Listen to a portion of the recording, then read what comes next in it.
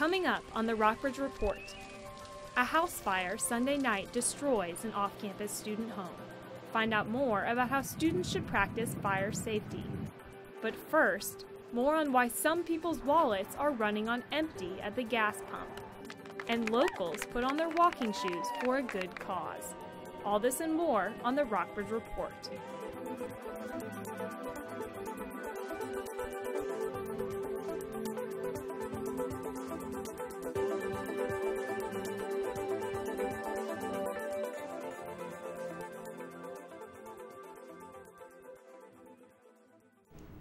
Good afternoon and welcome to the Rockbridge Report. I'm Michael Freeman. And I'm Brooke Sutherland. The price of gasoline is the highest it has been since summer 2008, and many experts are predicting that the cost will soon reach $4 a gallon. Rockbridge reporter Gage Smith has more on how the price of gas is affecting local residents. The political unrest in Libya and the Middle East has caused gasoline prices to skyrocket across the country, and Rockbridge County residents are feeling the effects in their wallets. I am spending an average of around $268 a month for gasoline. For me, is running anywhere from $1,500 to $1,700 a week in fuel. Yeah, so it's basically costing about half of your revenue. Gasoline prices have gone up 73 cents per gallon in the past year, and 40 cents per gallon since January 1st. In 2008, gas prices reached a high of $4.12. Currently, gas is as high as $3.62 for regular unleaded. As fuel prices rise, gas station employees say they are feeling the brunt of customer complaints. It's horrible. It's aggravating. Because I don't like it any more than they do. I've got to pay the same thing for it as they do. Residents who suffer the most are those who commute long distances and have to pay more at the pump to get to their jobs. That's 88 miles per day. And these rising gas prices, they really affected me in a way that they're forcing me into retirement. Reed says he just turned 64 and wasn't planning on retiring. But with gas prices so high, his monthly expenditures have started to exceed his pay. For the Rockbridge Report, I'm Gage Smith. Experts say if gas prices continue to increase down the road, commuters should try to consolidate trips and reduce driving when possible. Some Lexington citizens are still upset that Confederate flags were flown on the city's streets 2 months ago as part of Lee Jackson Day. City Council received a petition with more than 350 signatures at last week's meeting. The petition wants the city to develop a firm policy for flag display. Several citizens voiced their concerns over the public display of Confederate flag. For many of us, the Confederate flag symbolizes slavery, civil hatred, violence, and state disunity. We believe that decorating Lexington flagpoles and city streets with Confederate flags is not only offensive to many of its citizens, but also sends a divisive message to the young generation and puts our town in bad light for many visitors. City Attorney Larry Mann is in the process of developing a formal flag policy, and it expects to be available for review at Council's April 7th meeting. A Washington and Lee student house on Furs Mill Road was destroyed by a fire on Sunday night, but no one was injured. Rockbridge reporter Holly Suthers was at the scene and examines fire safety in off-campus houses. After a devastating fire in Rockbridge County destroyed the home of 6 students, university officials hope students will use the university's resources to educate themselves about home safety. We've put materials in the table, tent things in the cafe, and we've had flyers and posters up on campus. There have been Stall Street Journal mentions of these kinds of things. I mean, the material has often been all around. It doesn't mean people avail themselves of the material. 3 of the 6 occupants were at home at the start of the fire. Emergency response teams arrived shortly after to extinguish it. The house is a total loss. The good thing is that the 3 occupants who were home all got out safely, everybody's fine, and that's what's really important. Firefighters came from all over Rockbridge County, including Lexington, Buena Vista, Carrs Creek, Effinger, and South River. According to Rockbridge County's Emergency Management Coordinator Robert Forsman, the cause of the fire is undetermined, and an investigation will not occur because of the significant damage and instability of the building. But regardless of the cause, more than 1/5 of students rent houses in the county, and some university officials want renters in the county to hold landlords responsible for their property. The main thing is just touching base with the landlords to make sure that they've built a relationship with that person. There is an off-campus living guide that's online. You can get to it through the Campus Community Coalition website. So I would say the more that students are communicating to landlords that they expect a certain standard of living in their off-campus property, the better. In the wake of Sunday night's fire, university officials hope students will pay more attention to the resources already provided to them. Sadly, you know, whether it's fire safety or drinking and driving or sexual assault or whatever the case is, the university will have resources, does have resources, promotes its resources, but it's often not until students are directly affected that they notice it. For the Rockbridge Report, I'm Holly Suthers. The occupants of the house will live at the Phi Kappa Sigma house for the rest of the year. Buena Vista Mayor Mike Clements announced Sunday night the city will hire Richmond-based financial group Robinson, Farmer, and Cox Associates to help the city form a plan to get out of debt. The announcement was made at a public forum and prayer service for the community. The forum gave the city officials a chance to update the community on current issues and allowed people to voice their own ideas and suggestions. It also addressed the financial state of the city and officials asked citizens to pray for its future. Buena Vista is in several $1 million of debt because it has not kept up with payments on the loan for the Vista Links golf course. Coming up, learn more about Rockbridge County's approach to one alternative energy source. And later, area schools come together to compete at the state level. We'll tell you all this and more when we come back. Let's turn over this log. Yeah. Whoa! I like the big black ones. I like the brown wiggly ones. I like the green crunchy ones myself. Whoa. Get out and explore nature. There's surprises everywhere. Go to discovertheforest.org. Anyone up for dessert?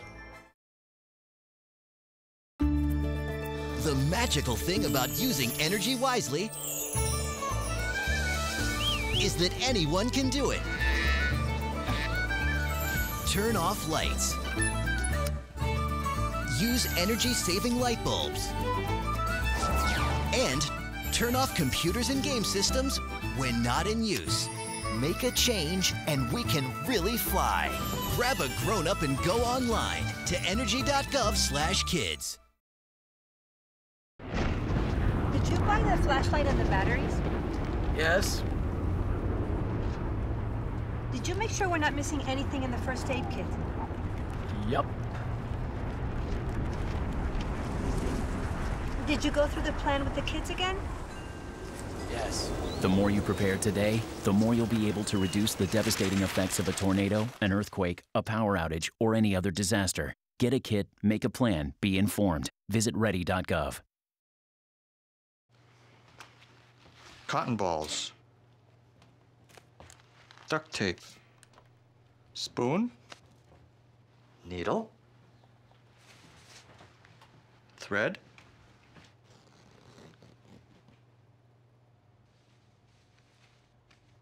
Scalpel. The smallest moments can have the biggest impact on a child's life. Take time to be a dad today. Virginia Military Institute confirmed that the twin sister of Japanese language instructor Fumiko Yamagami Snydao died in the March 11th tsunami in Japan. Her nephew is still missing. Snydao's sister lived in the coastal town of Notori City in Japan's Miyagi region. Snydao and her sister grew up in the northeastern city of Sendai. She has been teaching at VMI since 1999. A Richmond native was confirmed as the first American fatality in the disaster in Japan. According to the U.S. State Department, Taylor Anderson's body was found 10 days after the earthquake and tsunami devastated the town of Ishinomaki, where she taught English. The 24-year-old was last seen leaving the elementary school where she taught, after assuring that all of her students were safe. She had been teaching in Japan through the Japan Exchange and Teaching Program since 2008 and planned to return to Virginia in August. Lexington and Rockbridge County students, churches, and businesses are giving back to assist Japan. Washington and Lee's student organizations set up tables on campus to raise money for the Japanese Red Cross. R.E. Lee Memorial Episcopal Church is collecting money for Japan and will send it through the Episcopal Relief and Development Fund, while St. Patrick's Catholic Church is sending donations through the Catholic Relief Services Organization.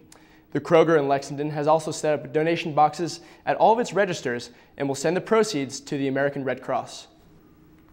The partial meltdown of 2 nuclear reactors in Japan could get people thinking about alternative energy sources. For Rockbridge County, one of these options is wind energy.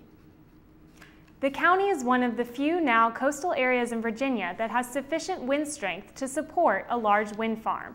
According to the federal government's Renewable Resource Data Center, the county has wind turbines in 3 locations. But the low cost of electricity in Virginia makes wind energy a less attractive option than it is in other parts of the country. Central Virginia wind energy owner Dan Boyle says it could take up to 30 years for residential turbines to make enough energy to offset their initial cost. Virginia Military Institute is in the midst of hosting its East Meets West conference. The conference focuses on how the relationships between Muslim, Jewish, and Christian communities affect politics, diplomacy, and cultures. The event culminates a 3-year grant the university received from the Department of Defense in 2008 to bolster its Arabic Studies program. We try to go into it with open-mindedness, willing to learn about the current situations and what we can glean coming in as new officers in our military. The conference began yesterday and will continue through Friday afternoon. Stay tuned for the on-record portion of the Rockbridge Report and meet Captain Chris Blaylock, who talks about crime trends in the county. But first, see how area students gear up for a spring challenge. Did you buy the flashlight and the batteries? Yes. Did you make sure we're not missing anything in the first aid kit? Yup. Did you go through the plan with the kids again? Yes. The more you prepare today, the more you'll be able to reduce the devastating effects of a tornado, an earthquake, a power outage, or any other disaster. Get a kit, make a plan, be informed. Visit ready.gov. Rockbridge County and Lexington City school systems will begin standards of learning testing in mid-May. Rockbridge reporter Brooke Simmons has more on how the school systems are making sure their students will succeed. The Standards of Learning Test, also called SOL, is state-mandated testing that makes sure students in Virginia schools are on the same education level as school children around the country.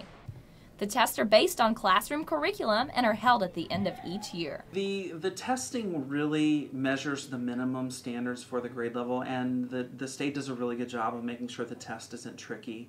The standardized tests are important to both the schools and the school board because they measure the success of the school systems as a whole. If a school does not score well in the tests, that school could be taken over by the state to bring the test scores back to standards. The state wanted to make sure no matter where you lived in the state, you were receiving the same education. Before standards of learning, teachers had a lot more leeway, which sometimes is good but sometimes bad. It's basically an accrediting mechanism for schools and school systems. You don't want to be in a category where you're not accredited, and so that's the major thing. Rockbridge County schools have created voluntary after-school programs. The programs will focus on covering specific course materials that will help students prepare for the test. We just do games and fun kinds of review things for the testing coming up in May. Students do not have to attend the programs, but are encouraged to participate. You'll see a concentrated effort here in the next 3 weeks after schools to get ready for the test. For the Rockbridge Report, I'm Brooke Simmons. Both Rockbridge County and Lexington City school systems rank in the top 10% of students succeeding in standardized testing. The Rockbridge County school system has created a goal to reach 100% student success rate by 2014. The SOL afternoon school programs will begin May 3rd. They will be held on Tuesday and Wednesday afternoons for the 3rd, 4th, and 5th grade Rockbridge County students. When we come back, we'll tell you whether this spring weather is here to stay. But first, find out how one event raises thousands of dollars to fight one of the leading causes of death.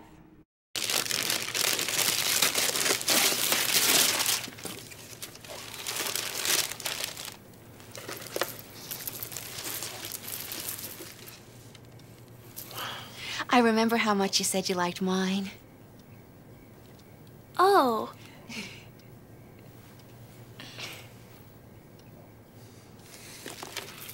You don't have to be perfect to be a perfect parent. There are thousands of teens in foster care who would love to put up with you.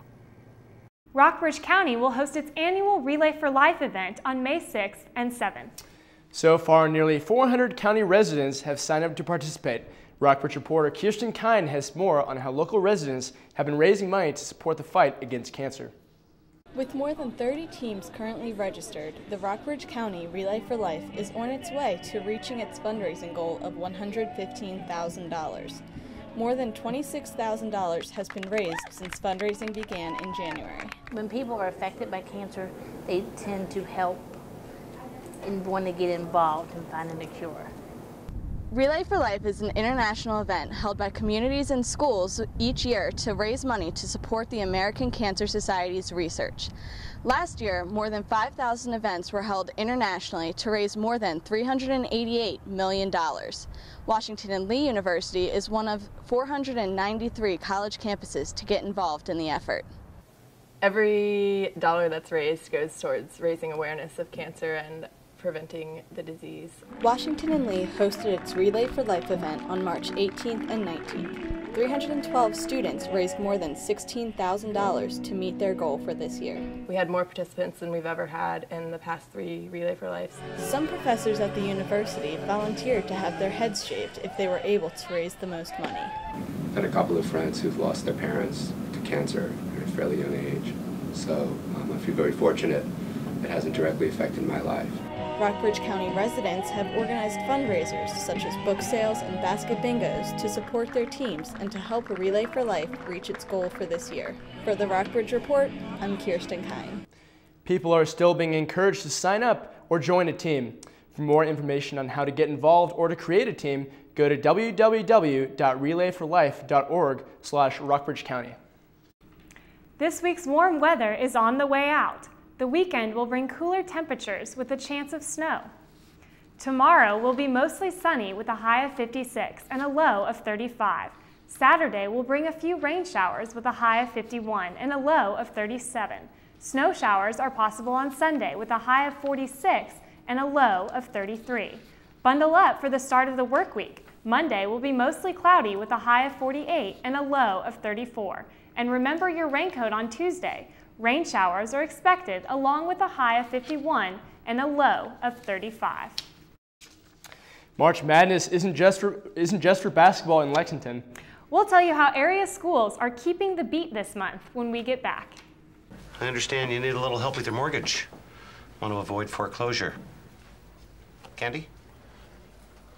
Well, you know, you're in luck. We're experts in this sort of thing. Mortgage, rigmarole, whatnot. Why don't we get a contract? Who wants a contract? Here you go, Pete. Thanks, Betty. Right a toner. If you're facing foreclosure, talk to the right people. Speak with HUD-approved housing counselors free of charge at 888-995-HOPE. The musical groups of Lexington City Schools and Rockbridge County High School are preparing for concerts around the county and state. This is the first time the groups have competed together. Rockbridge reporter Whit Robertson has more on Lexington's Music in a Schools Month. Waddell Elementary and Lilburn Downing Middle School choirs are participating in local and district competitions. Lilburn Downing's middle school jazz band and orchestra are playing in concerts as well. Kids work really hard every day to pull off something that normal people don't get to do. Most of my chorus are band kids, actually, and there's a good chunk of those kids I jokingly call my musical theater kids. The choir and orchestra performed at the District Honors Competition last Friday, and many of those students went on to perform with the jazz band at this week's concert. The band played a concert recently and is scheduling more in the future. Students continue to practice every day. It's really cool just to see improvement in anyone who has lips or hands and drum, they can be in band. Lilburn Downing Middle School band members team up with members of the Rockbridge County High School Jazz Band to play in the District 5 band competition.